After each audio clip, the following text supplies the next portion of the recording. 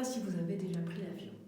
Moi, je me souviens de la première fois que j'ai pris l'avion, j'étais très très surprise de voir que même s'il y avait des nuages sur la Terre, quand on s'élève au-dessus des nuages, on voit que le soleil qui brille, lui, tout le temps, sans s'arrêter.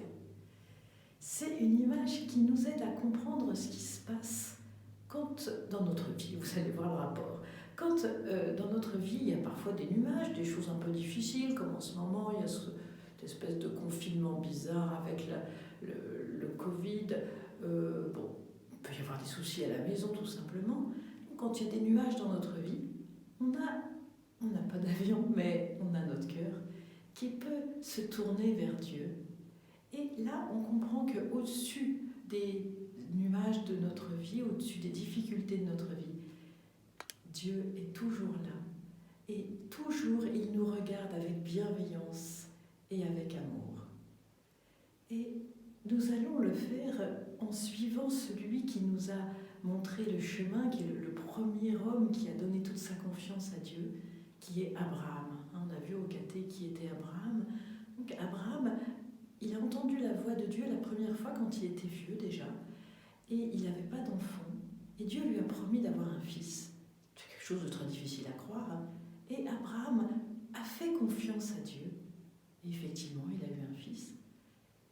Et donc, Abraham est celui qui peut nous aider à avancer dans la foi, à croire sans voir. C'est notre situation à chacun. Voilà. Alors, aujourd'hui, on va s'élever au-dessus des nuages de notre vie quotidienne pour rejoindre la lumière de Dieu qui se trouve dans la Bible. Alors, j'ai choisi de vous raconter l'histoire de Joseph dans l'Ancien Testament. C'est au début de la Bible, vous voyez, c'est là son histoire. Joseph, qui était un descendant d'Abraham, c'était son arrière-petit-fils. Abraham a eu un fils qui s'est appelé Isaac. Isaac a eu un fils qui s'appelle Jacob.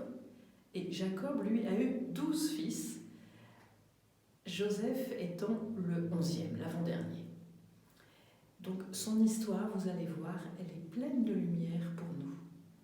Parce qu'elle va nous apprendre à comment être heureux, quelles que soient les difficultés de la vie, toujours des difficultés, mais grâce à la lumière qui nous vient par la parole de Dieu, ces difficultés vont trouver un sens et vont nous permettre quand même d'être heureux. Alors, Joseph était, quand il a eu 17 ans, il a reçu de son père une belle tunique brodée. C'était un signe que son père préférait Joseph. Et vous vous doutez que les frères de Joseph n'étaient pas contents. Comment ça se fait que lui, il a une belle tunique brodée, et puis nous, rien du tout, notre père nous offre rien. Et a commencé à naître dans leur cœur un sentiment de tristesse. Il se trouvait que leur père était injuste. Pourquoi préférer l'un d'eux? Il n'avait aucune raison. Et donc ils ont commencé à le détester. C'est ce qui se passe dans notre cœur quand on devient jaloux. C'est un sentiment qui est très très répandu. Presque tout le monde ressent ça une fois ou l'autre. C'est-à-dire qu'on se sent moins aimé, défavorisé, on a moins d'amis, on est moins doué, et on se sent jaloux, on est triste. Alors, qu'est-ce qui se passe dans la vie de Joseph? Eh bien, sa famille, c'était des bergers, et donc, au bout d'un certain temps, les frères de Joseph étaient partis pour aller faire paître le troupeau, et Jacob dit « Va donc retrouver tes frères ».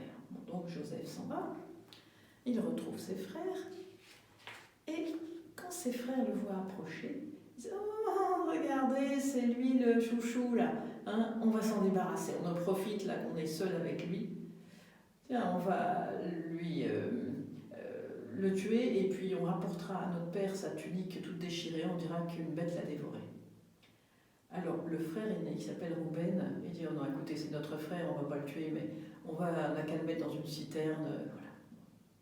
Donc, c'était dans le désert, il y avait des citernes où était conservée de l'eau, mais là, il y avait une citerne où il n'y avait pas d'eau. Donc, il le descend dans cette citerne.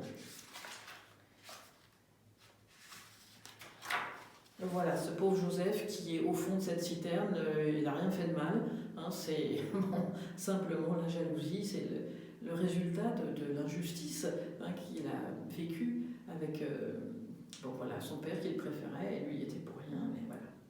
Il a subi quand même la vengeance de ses frères. Et pendant ce temps-là, qu'est-ce que font les frères? Eh ben, ils mangent, ils font leur pique-nique. Bon.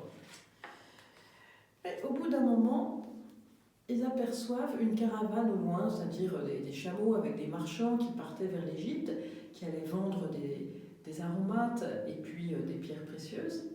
Et l'un d'eux, qui était le quatrième, Judas, dit: tiens, si on vendait notre frère comme ça, on récolterait de l'argent, ça nous serait intéressant.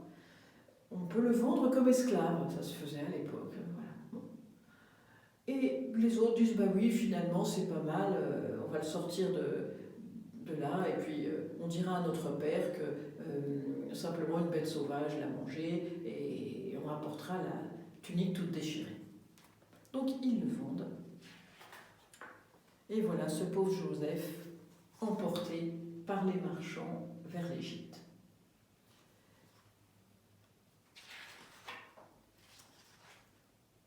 Alors là, Rouben, qui était parti un petit peu, revient, dit: ah, ils ont vendu mon frère, bon, il est désolé, il dit: bon, bah, on va raconter à notre père cette histoire que la tunique a été déchirée, qu'on a retrouvé simplement ça, certainement notre frère a été dévoré.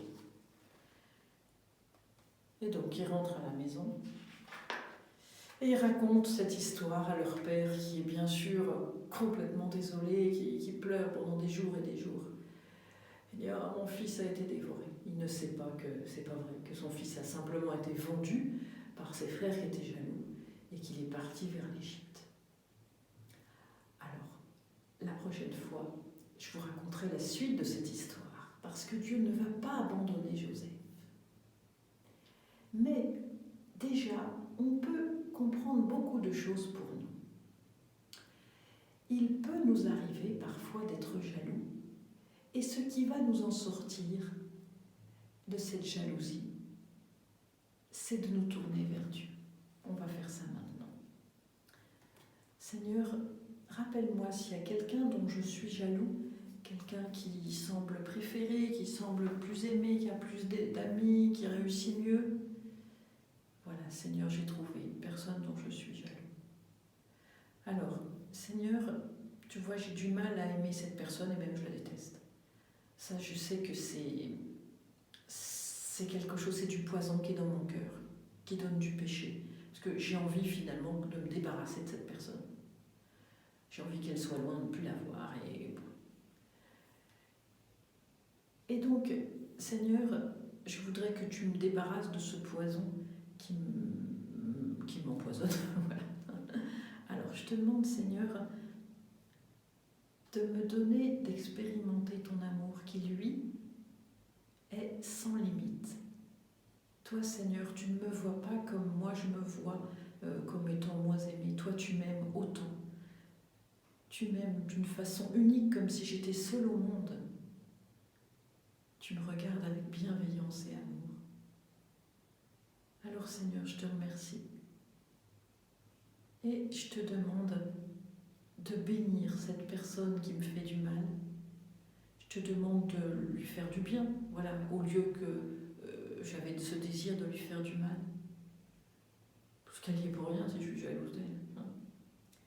Et puis, je te demande aussi, alors quelque chose de plus difficile, c'est de réparer si je lui ai fait du mal. Par exemple, il arrive que quand on est jaloux de quelqu'un, on dise du mal de cette personne parce qu'on veut que les autres aussi ne l'aiment pas, qu'il soit moins aimé. Alors on peut réparer en cherchant au contraire à dire du bien de cette personne. Voilà.